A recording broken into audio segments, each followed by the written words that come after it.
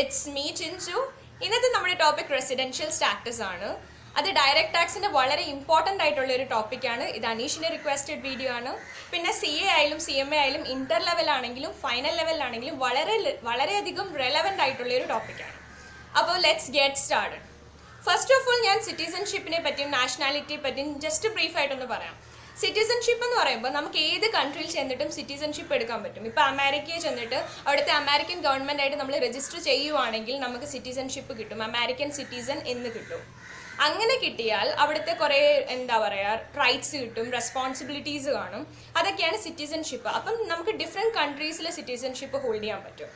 Nationality എന്ന് പറയുമ്പോൾ ഒരു പർട്ടിക്കുലർ കൺട്രിയിൽ ജനിക്കുകയാണെങ്കിൽ, ഇപ്പം ഞാൻ ഇന്ത്യയിൽ ജനിക്കുകയാണെങ്കിൽ ഞാൻ ഇന്ത്യൻ ആണ്. എവിടാണോ നമ്മൾ ജനിച്ചത്, ബർത്ത് എവിടാണോ അതിൻ്റെ ബേസിസിലാണ് നാഷണാലിറ്റി എന്ന് പറയുന്നത്. ഇപ്പോൾ ഇന്ത്യയിൽ ജനിച്ചെങ്കിൽ ഞാൻ ഇന്ത്യൻ ആണ്. ആ ഒരു നാഷണാലിറ്റി എനിക്ക് ഞാൻ വിചാരിച്ചാൽ ചേഞ്ച് ചെയ്യാൻ പറ്റത്തില്ല. അതാണ് nationality. Third one is residential status. Residential status direct ടാക്സിനെയൊക്കെ സംബന്ധിച്ച് പറഞ്ഞാൽ വളരെ ഇമ്പോർട്ടൻ്റ് ആണ്. എന്തുകൊണ്ട് ഇമ്പോർട്ടൻ്റ് ആണ്? ഡയറക്റ്റ് ടാക്സ് ഏറ്റവും കൂടുതൽ നമ്മൾ പഠിക്കുന്നത് എന്താണ്? നമ്മുടെ ടോട്ടൽ ഇൻകം കമ്പ്യൂട്ട് ചെയ്തിട്ട് നമ്മുടെ ഇൻകത്തിൽ എത്ര ടാക്സ് അടയ്ക്കേണ്ടി വരും, ഗവൺമെൻറ്റിന് എത്ര എമൗണ്ട് ആണ്, അതിലെ കംപ്ലീറ്റ് കാൽക്കുലേഷൻ. അപ്പം നമ്മുടെ ടോട്ടൽ ഇൻകം കണ്ടുപിടിക്കാനും ടാക്സ് കാൽക്കുലേഷനും എല്ലാം ബേസ് ചെയ്യുന്ന അതിൻ്റെ ഏറ്റവും വലിയ ബേസ് തന്നെ എന്താണ്? റെസിഡൻഷ്യൽ സ്റ്റാറ്റസ് ആണ്. ഓക്കെ, നമ്മൾ റെസിഡൻ്റ് ആണോ റെസിഡൻ്റ് അല്ലേ അതിനെ ഡിപ്പെൻഡ് ചെയ്തിട്ടാണ് നമ്മൾ ടാക്സ് കാൽക്കുലേഷൻസ് എല്ലാം ചെയ്യുന്നത്. ഓക്കെ, അപ്പോൾ ഇനി റെസിഡൻഷ്യൽ സ്റ്റാറ്റസ് നോക്കാൻ പല കാറ്റഗറീസിലാണ് നോക്കുന്നത്. ഒരുപാട് കാറ്റഗറീസ് ഉണ്ട്. For example individual. ഞാൻ എൻ്റെ കേസ് പറയുവാണെങ്കിൽ ഞാൻ എന്താണ്? ഇൻഡിവിജ്വൽ ആണ്. പിന്നെ കമ്പനി ഉണ്ട്, AOP ഉണ്ട്. AOP means association of persons ഉണ്ട്. HUF ഉണ്ട്. HUF means Hindu undivided family. അങ്ങനെ ഒരുപാട് കാറ്റഗറീസ് ഉണ്ട്. ഇതിൽ ഏറ്റവും ഇമ്പോർട്ടൻ്റ് ആയിട്ടുള്ളതും കുറച്ച് കോംപ്ലിക്കേറ്റഡ് ആയിട്ടുള്ളതും ഫസ്റ്റ് കാറ്റഗറി തന്നെയാണ് individual. So let's get started about individual. Individual എന്ന് പറയുമ്പോൾ residential status of individual. Okay, അതിന് ഞാൻ ഇതിനകത്ത് ഒരുപാട് എക്സാമ്പിൾസും ഡിജിറ്റ്സും ഇയേഴ്സും ഒക്കെ പറയുന്നുണ്ട്. ഇതൊക്കെ റാൻഡമായിട്ട് സിമ്പിളായിട്ട് മനസ്സിലാക്കാൻ വേണ്ടി പറയും. അതിലൊരുപാട് ഫോക്കസ് ചെയ്യാതെ ആ കോൺസെപ്റ്റ് നല്ല രീതിയിൽ മനസ്സിലാക്കാൻ വേണ്ടി ശ്രമിക്കുക. Okay, individual. ഫോർ എക്സാമ്പിൾ ഞാൻ എൻ്റെ കേസ് തന്നെ എടുത്ത് പറഞ്ഞുതരാം. ഞാനൊരു ഇൻഡിവിജ്വൽ ആണല്ലോ. അപ്പോൾ എൻ്റെ റെസിഡൻഷ്യൽ സ്റ്റാറ്റസ് 2 സ്റ്റേജസിലായിട്ടാണ് നോക്കുന്നത്. ഫസ്റ്റ് സ്റ്റേജ് ഞാൻ എന്തോ നോക്കുന്നത്? ആദ്യമേ നോക്കും ഞാൻ റെസിഡൻ്റ് ആണോ അല്ലയോ. റെസിഡൻ്റ് ആണെങ്കിൽ എന്താ? റെസിഡൻ്റ് അല്ലെങ്കിൽ എന്താ? Non resident. ഇത് രണ്ടും ഇതാണ് ഫസ്റ്റ് സ്റ്റേജ് ഓഫ് ഡിവിഷൻ. ഇതിനു വേണ്ടി നമ്മൾ നോക്കുന്ന 2 ബേസിക് കണ്ടീഷൻസ് ഉണ്ട്. ഈ 2 ബേസിക് കണ്ടീഷൻസിൽ ഏതെങ്കിലും ഒരു കണ്ടീഷൻ സാറ്റിസ്ഫൈ ചെയ്ത് കഴിഞ്ഞാൽ തന്നെ ഞാൻ എന്തായിട്ട് മാറും? റെസിഡൻ്റ് ആയിട്ട് മാറും. ഫസ്റ്റ് ബേസിക് കണ്ടീഷൻ എന്താണ്? ഇപ്പം ആദ്യമേ വേറൊരു കാര്യം പറഞ്ഞുതരാം. കലണ്ടർ ഇയർ എന്ന് പറഞ്ഞാൽ നമ്മൾ നോർമലി ഒരു വർഷം എന്ന് പറഞ്ഞാൽ എങ്ങനെ പറയുന്നത്? ജനുവരി മുതൽ ഡിസംബർ വരെയാണ് ഒരു വർഷം. അത് കലണ്ടർ ഇയർ ആണ്. പക്ഷേ നമ്മൾ ടാക്സ് കാൽക്കുലേറ്റ് ചെയ്യാനും അക്കൗണ്ട്സിലായാലും അല്ലാതെ നമ്മൾ ഈ ഒരു പ്രോബ്ലം പേപ്പേഴ്സിലെല്ലാം യൂസ് ചെയ്യുന്നത് എന്താണ്? ഫൈനാൻഷ്യൽ ഇയേഴ്സ് ആണ്. ഫൈനാൻഷ്യൽ ഇയേഴ്സ് എന്ന് പറയുമ്പോൾ ഫൈനാൻഷ്യൽ ഇയർ സ്റ്റാർട്ട് ചെയ്യുന്നത് 1 ഏപ്രിൽ മുതൽ 31 മാർച്ച് വരെയാണ്. ജനുവരി മുതൽ ഡിസംബർ വരെ നോക്കുന്നത് നമ്മുടെ കലണ്ടറിൽ നോക്കുന്ന കലണ്ടർ ഇയേഴ്സ്, അതും 12 മാസമാണ്, 12 മന്ത്സ് ആണ്. ഇതും എന്താണ്? 1 ഏപ്രിൽ മുതൽ 31 മാർച്ച് വരെ. ഇതും കറക്റ്റ് എന്താണ്? 12 മന്ത്സ് ആണ്. പക്ഷേ ഈ ഫൈനാൻഷ്യൽ ഇയറിൻ്റെ ബേസിസിലാണ് നമ്മൾ കംപ്ലീറ്റ് കാൽക്കുലേഷൻസും ചെയ്യുന്നത്. ഫോർ എക്സാമ്പിൾ ഇത് 2020 ആണ്. ഈ ഫൈനാൻഷ്യൽ ഇയർ നമ്മൾ എങ്ങനെ സ്റ്റാർട്ട് ചെയ്യുന്നത്? 1 ഏപ്രിൽ 2020 മുതൽ 31 മാർച്ച് 2021 വരെ 12 മന്ത്സ്. ഇതാണ് ഒരു ഫൈനാൻഷ്യൽ ഇയർ. ഇതാണ് ഇപ്പോഴത്തെ നമ്മുടെ ഫൈനാൻഷ്യൽ ഇയർ. ഇതിൻ്റെ തൊട്ട് പ്രീവിയസ് ഇയർ എന്ന് പറയുമ്പോൾ ഏതാണ്? 1 ഏപ്രിൽ 2019 മുതൽ 31 മാർച്ച് 2020 വരെ. അതും എന്താണ്? 12 മന്ത്സ് തൊട്ട് പ്രിസീഡിങ്. മനസ്സിലായോ? അതാണ് പ്രീവിയസ് ഇയർ. അപ്പം നമ്മൾ ഈ കംപ്ലീറ്റ് കാര്യങ്ങൾ നോക്കുന്ന പ്രീവിയസ് ഇയറിൻ്റെ ബേസിസിലാണ്. ഓക്കെ, ബേസിക് കണ്ടീഷനെ കുറിച്ചാണ് ഞാൻ പറഞ്ഞുകൊണ്ടിരുന്നത്. അതിൻ്റെ ഫസ്റ്റ് ബേസിക് കണ്ടീഷൻ എന്ന് വെച്ചാൽ എന്താണ്? തൊട്ട് പ്രീവിയസ് ഇയറിൽ ഞാൻ ഇന്ത്യയിൽ 182 ഡേയ്സ് 182 ദിവസം ഇന്ത്യയിൽ താമസിച്ചിട്ടുണ്ടെങ്കിൽ മാത്രമേ ഞാൻ റെസിഡൻ്റ് ആവത്തുള്ളൂ as per the first basic condition. First basic condition എന്താണ്? പ്രീവിയസ് ഇയറിൽ ഇന്ത്യയിൽ ഞാൻ 182 ഡേയ്സ് താമസിച്ചിട്ടുണ്ടായിരിക്കണം. ഓക്കെ, അപ്പം ഈ ഇയർ എന്ന് പറഞ്ഞാൽ ഏതാണ്? 2021. 1 ഏപ്രിൽ 2020 മുതൽ 31 മാർച്ച് 2021 വരെ ആകുമ്പോൾ ഏത് ഇയറാണ് വരുന്നത്? 2020, 2021. അങ്ങനെയാണ് നമ്മൾ ഇയേഴ്സ് പറയുന്നത്. 2020, 2021. ഇതിൻ്റെ തൊട്ട് പ്രീവിയസ് ഇയർ എന്ന് പറയുമ്പോൾ എങ്ങനെയാണ്? 2019, 2020. ദാറ്റ് മീൻസ് 1 ഏപ്രിൽ 2019 മുതൽ 31 മാർച്ച് 2020 വരെ. ഈ പ്രീവിയസ് ഇയറിൽ അതായത് സിമ്പിളായിട്ട് പറയാം, 2019 പ്രീവിയസ് ആയിട്ട് എടുത്തു. ഈ ഒരു കോൺസെപ്റ്റ് ഇയേഴ്സിന്റെ മനസ്സിലായല്ലോ, അത് മനസ്സിലാക്കി വെച്ചാൽ മതി. ഇനി ഞാനൊരു ഇൻഡിവിജ്വൽ ഒറ്റ ടേമിൽ പറയാം, അപ്പോൾ കൂടുതലായിട്ട് മനസ്സിലാവും. കാരണം മുന്നോട്ട് പറയാൻ പോകുന്ന പോയിന്റ്സ് എല്ലാം നല്ല കോംപ്ലിക്കേറ്റഡ് ആണ്. അപ്പോൾ ആദ്യമായിട്ട് കേൾക്കുന്നവർക്ക് മനസ്സിലാക്കാൻ കുറച്ച് ബുദ്ധിമുട്ടാണ്. അതുകൊണ്ട് ഞാൻ സിംഗിൾ ആയിട്ട് പറയാം. കാരണം ഇപ്പോഴത്തെ ഇത് 2020 പ്രീവിയസ് എന്ന് പറയുമ്പോൾ 2019 എന്ന് എടുക്കുക. ആ പ്രീവിയസ് ഇയറിൽ 2019-20 എന്ന പ്രീവിയസ് ഇയറിൽ 182 ഡേയ്സ് ഞാൻ ഇന്ത്യയിൽ നിന്നിട്ടുണ്ടെങ്കിൽ ഞാൻ റെസിഡന്റ് ആണ്, first as per the first condition. For example, ഞാൻ ആ ഫസ്റ്റ് ബേസിക് കണ്ടീഷൻ സാറ്റിസ്ഫൈ ചെയ്തിട്ടില്ല, അപ്പോൾ റെസിഡന്റ് അല്ലെന്ന് പറയാൻ നിൽക്കട്ടെ. ആദ്യമേ സെക്കൻഡ് കണ്ടീഷൻ ഞാൻ സാറ്റിസ്ഫൈ ചെയ്യുന്നുണ്ടോ ഇല്ലയോ എന്ന് നോക്കുക. സെക്കൻഡ് കണ്ടീഷൻ എന്താണ്? ഇച്ചിരി കോംപ്ലിക്കേറ്റഡ് ആണ്. സെക്കൻഡ് കണ്ടീഷൻ എന്ന് വെച്ച് കഴിഞ്ഞാൽ ഈ പ്രീവിയസ് ഇയർ 2019-20 ഓക്കെ, ഈ പ്രീവിയസ് ഇയറിൽ ഇന്ത്യയിൽ അറ്റ്ലീസ്റ്റ് ഞാൻ 60 ദിവസം നിന്നിരിക്കണം, 60 ഡേയ്സ് ഇന്ത്യയിൽ ഞാൻ നിന്നിരിക്കണം പ്രീവിയസ് ഇയറിൽ. അത് കൂടാതെ ഈ പ്രീവിയസ് ഇയറിന് തൊട്ട് ബാക്കിലോട്ടുള്ള 4 ഇയേഴ്സിൽ, ഈ പ്രീവിയസ് ഇയറിൽ തൊട്ടും ബാക്കിലോട്ടുള്ള 4 ഇയേഴ്സിലൂടെ ചേർത്തിട്ട് ഞാൻ അറ്റ്ലീസ്റ്റ് 365 ദിവസമെങ്കിലും നിന്നിരിക്കണം. അതാണ് condition. Okay, once more. Current year 2020-21 okay, അതിന്റെ 20 എന്ന് എടുത്തു, മനസ്സിലാക്കാൻ വേണ്ടി മാത്രമാണ് പറയുന്നത്. 2020 എന്ന് എടുത്തു. ഓക്കെ, 2021. ഇതിന്റെ തൊട്ട് പ്രീവിയസ് ഇയർ ഏതാ? 2019. ഈ പ്രീവിയസ് ഇയർ 60 ദിവസം എങ്കിലും ഇന്ത്യയിൽ നിന്നിരിക്കണം. അത് കൂടാതെ അതിന്റെ തൊട്ട് പ്രീവിയസ് ആയിട്ടുള്ള 4 വർഷം, അതായത് 2018, 2017, 2016, 2015, ഈ പ്രീവിയസ് ഇയറിലൂടെ ചേർത്തിട്ട് 365 ദിവസം ഇന്ത്യയിൽ നിന്നിരിക്കണം. എന്നാൽ മാത്രമേ ഞാൻ റെസിഡന്റ് ആവും. ഓക്കെ, അപ്പം ഞാൻ റെസിഡന്റ് ആവണമെങ്കിൽ ഒന്നെങ്കിൽ ഫസ്റ്റ് ബേസിക് കണ്ടീഷനായ 182 ഡേയ്സ് സാറ്റിസ്ഫൈ ചെയ്യണം, അല്ലെങ്കിൽ സെക്കൻഡ് ബേസിക് കണ്ടീഷൻ സാറ്റിസ്ഫൈ ചെയ്യണം. സെക്കൻഡ് ബേസിക് കണ്ടീഷൻ എന്ന് പറഞ്ഞാൽ എന്താണ്? തൊട്ട് പ്രീവിയസ് ഇയറിൽ 60 ഡേയ്സ് സ്റ്റേ ചെയ്തിരിക്കണം. കൂടാതെ ആ പ്രീവിയസ് ഇയറിന്റെ ബാക്കിലോട്ടുള്ള 4 വർഷത്തിലൂടെ ചേർത്തിട്ട് 365 ദിവസം ഇന്ത്യയിൽ നിന്നിരിക്കണം. എന്നാൽ മാത്രമേ ഞാൻ റെസിഡന്റ് ആവത്തുള്ളൂ. ഈ 2 കണ്ടീഷൻ ഞാൻ സാറ്റിസ്ഫൈ ചെയ്തില്ലെന്ന് വെച്ചോ, ഞാൻ റെസിഡന്റ് അല്ല, അപ്പം ഞാൻ എന്താ? നോൺ റെസിഡന്റ് ആണ്. സിമ്പിൾ. ഓക്കെ, ഇനി ഇൻ കേസ് ഈ 2 കണ്ടീഷനിൽ ഞാൻ ഏതെങ്കിലും ഒരു കണ്ടീഷൻ സാറ്റിസ്ഫൈ ചെയ്താൽ ഞാൻ എന്തായിട്ട് മാറും? റെസിഡന്റ് ആയിട്ട് മാറും. ഞാൻ റെസിഡന്റ് ആയി കഴിഞ്ഞു. ഇനി ഞാൻ എന്താ നോക്കണ്ടേ? ഇനി റെസിഡന്റ് ആയി കഴിഞ്ഞാൽ സെക്കൻഡ് സ്റ്റേജ് ഓഫ് ക്ലാസിഫിക്കേഷൻ. ആ ക്ലാസിഫിക്കേഷൻ ആദ്യം നമ്മൾ നോക്കുന്നത്, ഞാൻ ഓർഡിനറി റെസിഡന്റ് ആണോ ഓർഡിനറി റെസിഡന്റ് അല്ലേ. അതായത് ഇപ്പോൾ ഒരു ഫുഡ് ഐറ്റം നമുക്ക് സിമ്പിൾ ആയിട്ട് പറയാം. ഒരു ഫുഡ് ഐറ്റം ആരോ കൊണ്ട് തന്നു, നമുക്ക് കഴിച്ചിട്ട് ചോദിക്കുവാണ് കൊള്ളാവോ കൊള്ളത്തില്ലെന്ന് ചോദിക്കത്തില്ല. അപ്പോൾ ടേസ്റ്റി ആണോ അല്ലോ എന്ന് പറയത്തില്ലേ? Tasty, not tasty, tasty, not tasty. അതേപോലെ ഓർഡിനറി, നോട്ട് ഓർഡിനറി.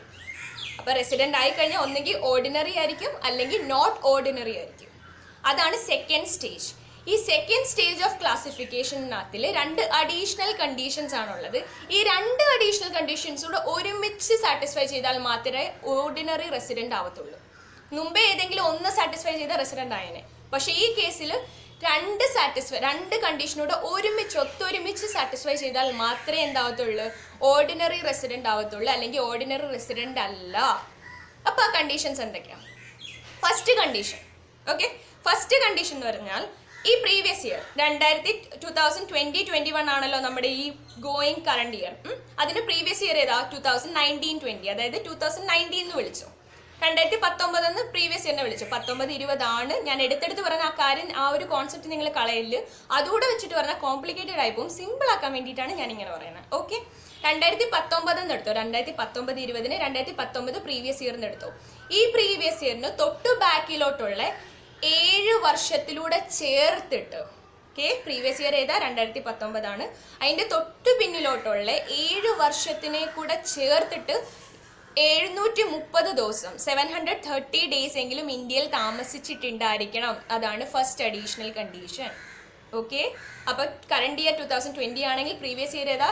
2019 ആണ്. ആ പ്രീവിയസ് ഇയറിന് ബാക്കിലോട്ട് 7 വർഷം, അതായത് 2018, 2017, 2016, 2015, 2014, 2013 ആൻഡ് 2012. ഐ ഗെസ് ഈ കാൽക്കുലേഷൻ ഞാൻ റാൻഡം ആയിട്ട് പറയുകയാണ്. അതിൽ എന്തെങ്കിലും അവിടെ എവിടെ മിസ്റ്റേക്ക് ഉണ്ടെങ്കിൽ അങ്ങ് പുറത്ത് തരും. അല്ലാതെ പറയുന്ന കാര്യങ്ങൾ കൂടുതൽ ഫോക്കസ് ചെയ്യും, കോൺസെപ്റ്റ് ഫോക്കസ് ചെയ്യും. That is more important. Okay, ആ ബാക്കിലോട്ട് തന്നെ പ്രീവിയസ് ഇയർ ആയ 2019 ബാക്കിലോട്ട് കറക്റ്റ് ആയിട്ട് തന്നെ 7 വർഷത്തിനുള്ളിൽ 7 വർഷത്തിലൂടെ ചേർത്ത്, ഒരു വർഷം 365 ദിവസം വെച്ചിട്ടുണ്ട്. ആ 7 വർഷത്തിലൂടെ ചേർത്തിട്ട് ഒരു 730 ദിവസമെങ്കിലും ഇന്ത്യയിൽ താമസിച്ചിട്ടുണ്ടായിരിക്കണം. എന്നാൽ മാത്രമേ ഓർഡിനറി റെസിഡന്റ് ആകൂ എന്നാണ് ഫസ്റ്റ് കണ്ടീഷൻ. ഓക്കെ, ഇനി ഫസ്റ്റ് കണ്ടീഷനും സാറ്റിസ്ഫൈ ചെയ്യണം, സെക്കൻഡ് കണ്ടീഷനും സാറ്റിസ്ഫൈ ചെയ്യണം. അപ്പൊ സെക്കൻഡ് ആയിട്ടുള്ള അഡീഷണൽ കണ്ടീഷൻ എന്താണ്? Previous year 2019. ഈ പ്രീവിയസ് ഇയറിന് തൊട്ട് പിന്നോട്ടുള്ള 10 വർഷത്തിൽ ഏതെങ്കിലും 2 വർഷം ഇന്ത്യയിൽ റെസിഡന്റ് ആയിരിക്കണം. ഓക്കെ, പ്രീവിയസ് ഇയർ ഏതാ? ഇപ്പോഴത്തെ പ്രീവിയസ് ഇയർ ഏതാ? 2019-20. ഈ 2019 എന്നുള്ള പ്രീവിയസ് ഇയറിന് തൊട്ട് പിന്നോട്ടുള്ള 10 വർഷത്തിൽ ഏതെങ്കിലും 2 വർഷമെങ്കിലും റെസിഡന്റ് ആയിരിക്കണം. ആ 2 വർഷം ഏതെങ്കിലും ഒരു വർഷം റെസിഡന്റ് ആവുന്ന എങ്ങനെയാ? 182 ഡേയ്സിന്റെ ആദ്യമേ ബേസിക് കണ്ടീഷൻ പഠിച്ചില്ല, അത് തന്നെയാണ്, സെയിം തന്നെ. ഓക്കെ, ഏതെങ്കിലും 2 വർഷം റെസിഡന്റ് ആവണമെന്ന് പറഞ്ഞാൽ ആ 2 വർഷം 182 ഡേയ്സ് വെച്ചിട്ട് ഇന്ത്യയിൽ താമസിച്ചാലും മതി. ഓക്കെ, 10 വർഷത്തിൽ ഏതെങ്കിലും 2 വർഷം റെസിഡന്റും ആവണം. Second condition. ഈ 2 കണ്ടീഷന് ഒരേ സമയത്ത് ഒരേപോലെ സാറ്റിസ്ഫൈ ചെയ്താൽ മാത്രമേ നിങ്ങൾ ഓർഡിനറി റെസിഡന്റ് ആവത്തുള്ളൂ, അല്ലെങ്കിൽ നിങ്ങൾ ഓർഡിനറി റെസിഡന്റ് അല്ല.